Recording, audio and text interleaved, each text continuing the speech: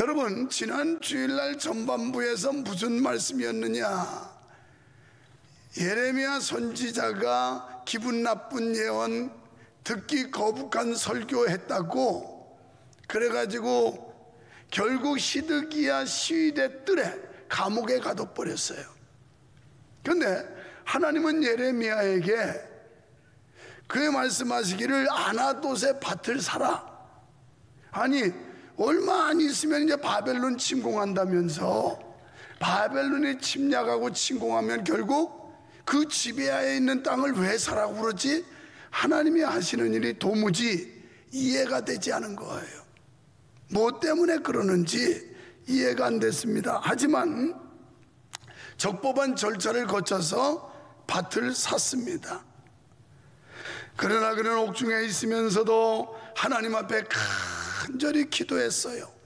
하나님의 뜻이 뭔지, 왜 하나님이 이런 말씀을 하시는지 16절에 간절히 기도했고 하나님의 뜻을 찾으려고 합니다. 그러다가 하나님의 응답을 받게 되고 하나님께서는 장차 예루살렘이 함락되고 철저하게 파괴될 것이라고 말씀하는 내용들이 오늘 내용의 핵심 내용이에요. 당시에 이 유다 사회 사람들은 잘못된 평화, 이런 어떤 잘못된 국가관 이런 걸 가지고 있었어요. 그래서 이 사람들은 여기 예루살렘 성전인데, 아니 하나님이 우리를 버리겠어? 하나님이 지켜줄 거 아니야? 여기 예루살렘 성전인데 감히 어떻게 외적들이 와서 적군이 침략을 한단 말이야? 그럴 리 없을 거야. 그럴 리 없을 거야. 이렇게 생각을 했던 겁니다. 그러면서 설마 한 거예요. 여러분, 여러분과 내가 이 국가관에 대해서도 설마 그럴 리가 있겠어? 설마 그럴 리는 없어. 이게 결국 우리를 불행하게 한다는 거예요. 설마가 사람 잡는단 말 있죠? 아, 설마 목사님 그럴 리가 있겠어요? 예레미야가 지금 강력하게 유다 백성들 멸망한다, 여기는 바벨론의 침공을 받아서 나라가 비참하게 된다, 이런 얘기하는데 설마 그럴 리가 있겠어? 여기 예루살렘 성전이 있는데. 오늘 교회 안에도 이런 사람들이 얼마나 많은지 몰라요. 그래서 바른 메시지를 들으려 하지 않아요. 설마 그럴 리가 있겠냐고. 아니, 나라 잘 되겠지. 설마 그럴 수 있겠어? 그런데 이게 착각이었다는 거예요. 결국 바벨론의 침략을 받아서 유다는 패망을 하게 돼요. 비참한 결과를 만들어내게 돼요. 똑똑하고 배우고 잘난 사람은 다 포로로 잡혀가요. 그래가지고 나라가 망하게 되는데, 그러나 결국 하나님 앞에 회개하고 돌아오면 하나님께서 다시 회복시켜 주시겠다고 하는 사인을 주신 거예요. 여러분, 오늘 우리는 이 말씀을 통하여 나 자신을 살펴봐야 합니다. 내가 하나님께 택함받은 하나님의 자녀인데, 아니 하나님은 당신의 자녀를 끝까지 책임져 준다고 그랬는데, 내가 아무리 개판으로 살아도 하나님이 나를 망하게 하겠어? 하나님이 날 지켜주시겠거니?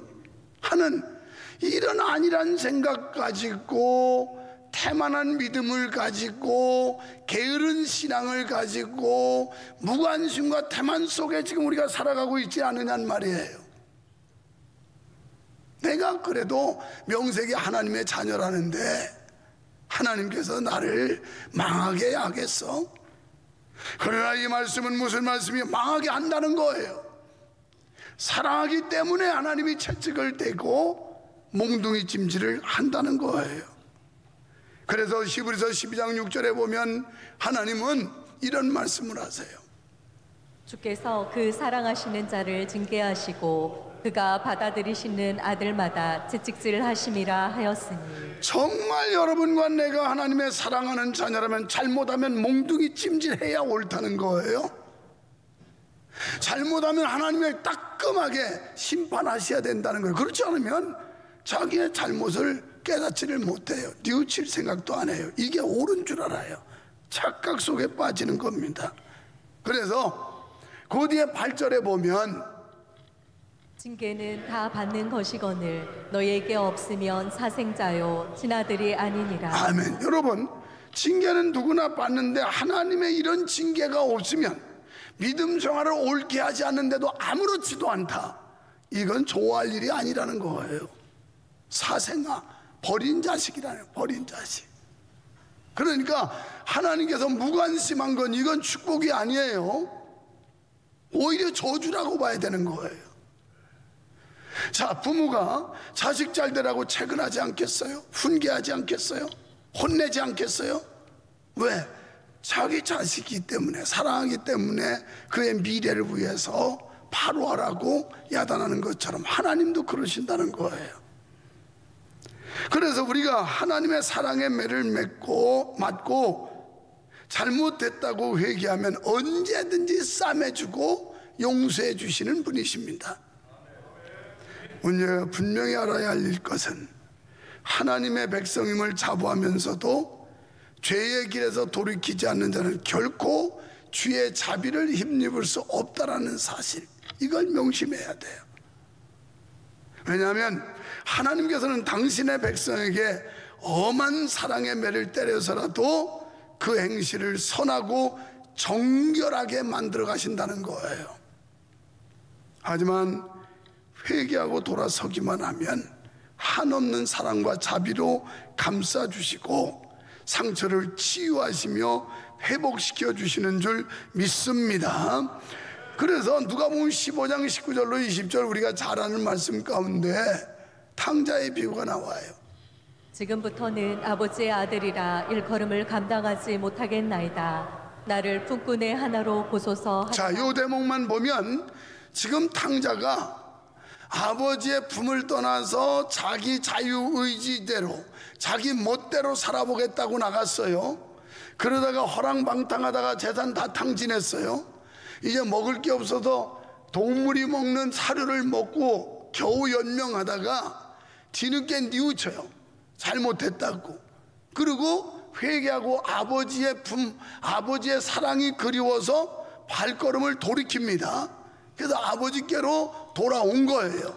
그 뒤에 일어나서 아버지께로 돌아가니라. 아직도 거리가 먼데 아버지가 그를 보고 측은히 여겨 달려가 목을 안고 입을 맞추고. 아멘. 여러분, 이 말씀 가만히 생각해 보면 아들이 자기의 잘못됨을 깨달아요.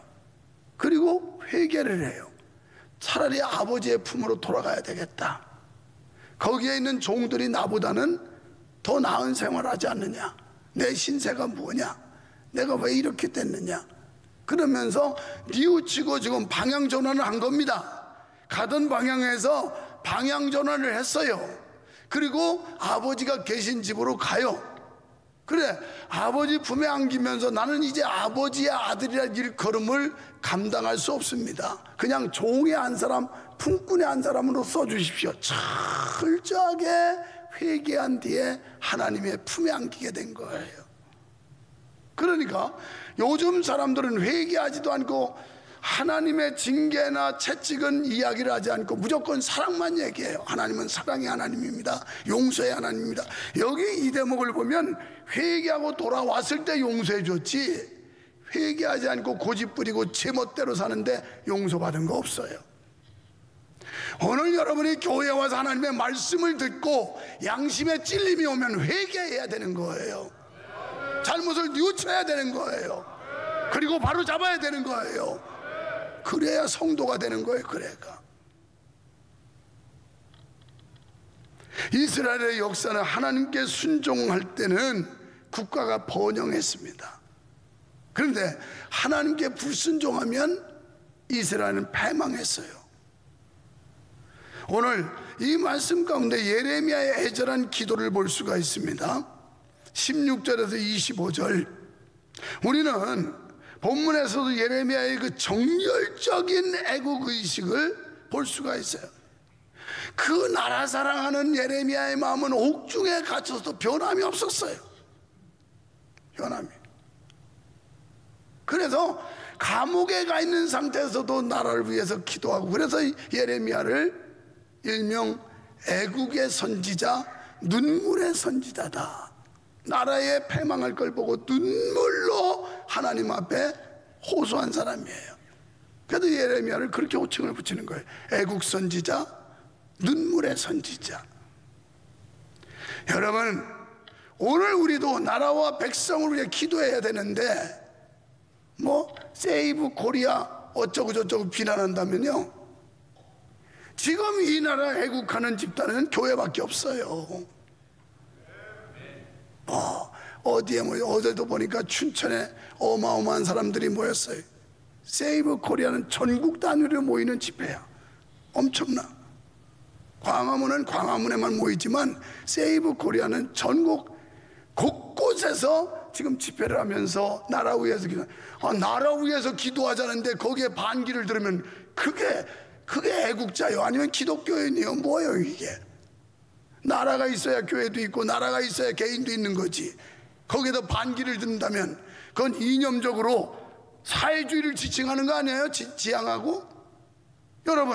여러분이 나라와 민족으로 이 나라를 구원해 주시옵소서라고 기도하는데 여기에 반기를 든다면 그 사람은 공산 사회주의 좋아하는 사람 아니에요? 지금 체제전쟁 속에서. 그런데 뭐 세이브 코리아 어쩌고 저쩌고 하면서 세이브 코리아를 비난하고 우리 교회가 세이브 코리아 가는데 싫다고. 싫으면 말아라. 싫으면 말아. 나라를 전복하는 세력들로부터 이 나라 자유민주주의 지켜달라고 기도하자고 모이는 일에 거기서 반기를 들어요? 어때? 싫은 소리. 이 신혼부부 신랑이 교회라고는 가보지도 않았는데 목사님께서 시대를, 내가 오늘 저녁 예배, 사부 예배, 책 읽는 사자 얼마나 논리적으로 합리적으로 하는 그 짤막한 영상을 직접 들려줄 거예요. 나는 그렇게 조리 있게 설명을 다 못하겠어, 내 실력으로는. 그래서 내가 실력의 한계를 느껴서 오늘 저녁 예배 때 그거 보여줄 거고 사부 예배 때 청년들한테도 보여줄 거예요. 교회가 이런 때 나라가 위기에 있는데 잠잠한 거 잘못된 거예요. 그 교회. 알겠어요? 똑바로 알고 믿으세요. 똑바로. 그래도 이런 교회, 이런 목사가 제대로 된 목사인 줄 알아야 돼. 교인들 반발하고 떠날까봐 목사들이 눈치 보고 할 말을 안 하고 그러면 더 적당히 얼버무려 가지고 하고. 여러분, 그게 옳다고 봅니까?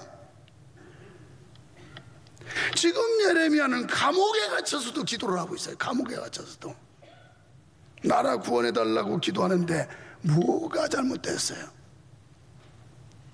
여기서 우리가 깨달아야 할 것은 회개 기도를 해야 된다는 겁니다.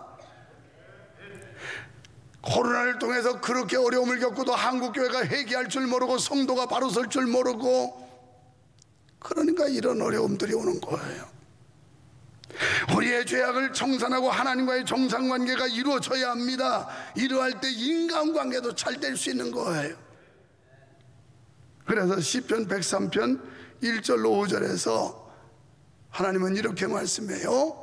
내 영혼아 여호와를 송축하라. 내 속에 있는 것들아 다 그의 거룩한 이름을 송축하라.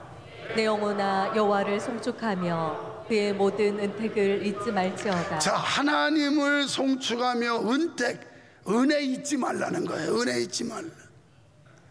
얼마나 인간들이 간사한지 배은망덕하고 배신하고 이러잖아요. 그런데 하나님은 여호와 하나님의 은혜를 잊지 말라는 거예요. 그러니까 감사하라는 감사 기도들이나. 그 다음에 그가 내 모든 죄악을 사하시며 내 모든 병을 고치시며. 아멘. 그러면 죄도 용서해 주시고 병도 고쳐 주시고 모든 걸 해결해 주신다는 거예요. 또 37절에서 41절은 하나님을 경외하는 마음을 축복하신다는 약속입니다. 하나님은 약속에 신실하신 분이에요. 아마 다음 시간일지 그 다음 주에 그 하나님의 약속에 대한 말씀이 또 언급이 될 겁니다. 33장으로 넘어가면서 하나님은 약속한 것은 반드시 지키는 분이에요. 사람은 약속하고도 그냥 다 뒤집어 버려요. 그리고 약속을 그냥 취소해요. 그런데 우리 하나님은 우리와 약속한 건 반드시 지키는 분이라는 거예요. 그래서 하나님께서는 그 백성의 충성됨을 보시고 그들에게 축복하시는 분이심을 믿습니다. 그리고 자기 백성의 마음에 여호와를 경외하는 마음을 부사, 그러니까 여러분 마음속에 하나님을 경외하는 마음, 이 영적인 은혜를 부어줘야 되지, 이게 하나님의 영이 여러분 속에 부어지지 않으면 죽어도 안 믿어요. 죽어도 안 믿어. 죽어도 못 믿고. 그래서 하나님이 하나님을 경외하는 마음을 부어주시면 신앙의 부흥이 일어나요. 심령에. 그리고 기쁨과 평화가 이루어질 것을 약속하셨습니다. 또 38절에 그들은 내 백성이 되겠고 나는 그들의 하나님이 될 것이며, 이 하나님과의 관계에 대해서 다시 확인해 주는 거예요. 그들은 내 백성이고 나는 그들의 하나님입니다. 그러니까 밀접한 관계라는 거예요. 하나님이 우리를 사랑하시기 때문에 책망도 하시고 또 징계도 하시고 때로는 고난도 주고 연단도 하시고, 그럴지라도 40절에서 그들에게 복을 주기 위하여 떠나지 아니하리라. 하나님은 떠나지 않는다는 거예요. 일시적으로 우리가 시련과 연단을 당할지라도 떠나지 않고 끝까지 우리와 함께 하신다는 거예요. 사랑하는 여러분, 우리는 하나님의 자녀, 하나님은 우리의 아버지이심을 믿으시기 바랍니다. 우리의 잘못을 꾸짖고 잠시 고난을 주시더라도 우리가 회개하고 돌아서기만 하면 우리의 과거를 묻지 않으시고 축복하시는 분이 우리 하나님이시라는 거예요. 하나님은 우리를 떠나지 않으시고 언제나 함께 하심을 믿습니다. 그리고 우리에게 복 주시기를 간절히 원하고 있다는 거예요. 민수기 6장 24절로 26절에 보면 하나님이 얼마나 우리를 축복하고 싶어 하는지 알 수가 있어요. 여호와는 내게 복을 주시고 너를 지키시기를 원하며, 여호와는 그의 얼굴을 내게 비추사 은혜 베푸시기를 원하며, 여호와는 그 얼굴을 내게로 향하여 드사 평강 주시기를 원하노라 할지니라 하라. 아멘. 여러분, 요 말씀의 분위기만 보면 하나님이 아주 복을 주고 싶어서 안달이 나신 것 같잖아요. 그냥 복 주고 싶어가지고. 사실 그게 하나님의 마음이에요. 우리를 축복하고 싶어 하시고 복 주고 싶어 하세요. 그런데 문제는 우리가 그릇이 없는 거예요. 하나님이 복을 주셔도 받을 그릇이 없어. 믿음의 그릇이 없어. 그래서 안타까워하시면서 나는 너희를 복주기 원한다, 나는 너를 지켜주기를 원한다, 나는 너희와 함께하기를 원한다, 하나님이 이렇게 호소하고 계신 거예요. 여러분, 하나님은 당신의 백성을 징계하실 때 아주 떠나시지 않는다는 겁니다. 이는 유다 백성들의 섭리에서 볼 수가 있어요. 유다 백성들이 잠시 잠깐 아픔을 겪고 고통 중에 던져지지만 하나님은 완전히 버리지 않고 다시 그들이 회개할 때 회복시켜 주잖아요. 우리도 지금 일시적인 어려움이 있습니까? 그렇다면 다른 데서 원인을 찾으려고 하지 말고 내 자신에게서 원인을 찾아야 돼요. 내가 하나님과의 관계가 정상화되지 않은 거 아닌가? 뭔가 비정상된 거 아닌가? 그렇지 않다면 하나님은 이렇게 은혜 주시고 복 주시고 지켜주시기를 원하는데 왜 나에게 이런 시련과 연단이 있을까? 그러면서 나를 살펴야 된다는 거예요. 나를, 자기를 살피고 하나님과의 관계가 어그러진 게 있으면 이걸 관계를 재정립해야 돼요. 다시 회복할 수 있도록 관계를 정립하면 하나님께서는 다시금 우리를 은혜 주실 줄 믿습니다. 오늘 우리를 향하시는 하나님의 뜻도 분명히 이루어질 것을 확신하시기를 주의 이름으로 축원합니다. 가장 중요한 것은 하나님과의 관계 회복이에요. 하나님과의 멀어졌던 거, 하나님과 꼬였던 거, 이런 것들을 정상화하면 모든 게 다 풀리게 돼 있어요. 실타래 푸는 거하고 똑같다고 보시면 돼요. 옛날에 실타래 이렇게 잡고 있고, 그리고 그 도롱패입니까? 실패 그거 가지고 감으면 실을 풀려요. 그런데 이게 한번 엉키면 안 감겨요. 그거 풀기 전까지는 계속 거꾸로 풀려야 돼. 아니면 이게 웅쳐맨가 끊어야 되고. 그런데 실타래가 정상적으로만 풀리면 그냥 풀리게 돼 있어. 하나님과의 관계가 정상화만 되면 그냥 풀리게 돼 있어. 그냥 풀려. 사업도 풀리고 직업도 풀리고 건강도 풀리고 가정도 풀리고 아멘 하는 자에게 그대로 될지어다 막 풀리는 거예요. 실타래 풀리듯이. 얼마나 감기만 하면 돼. 감기만 하면 돼. 옛날에 나 이래서 바느질 했잖아요. 그냥 감기만 하면 그냥 돌리기만 하면 돌리게. 이게 얼마나 인생 신나는 겁니까? 그런데 아무리 뽑아도 엉켜가지고 이래도 안 되고 저래 안 되고 실타래 갖다 또 그걸 풀르고 그래도 안 되면 나중에 가위로 자르고 또 하고 그러면 실도막이 생겨. 어쩌면 부러지다가 엉켜가지고 잘라서 도막 내듯이 우리의 신앙생활에 이런 지경이 되는지도 몰라요. 그래서 하나님과 나와의 관계가 바로 세워지면 내 영혼이 잘됨 같이 범사가 잘 되고 강건하기를 원하노라. 우리가 잘 알고 있는 요한 3서 2절 아니에요? 영혼이 잘 되면 범사가 다시 말하면 하나님과의 관계가 잘 되면 육신적인 일은 저절로 잘 된다는 거예요. 저절도. 이거 원하시면 아멘.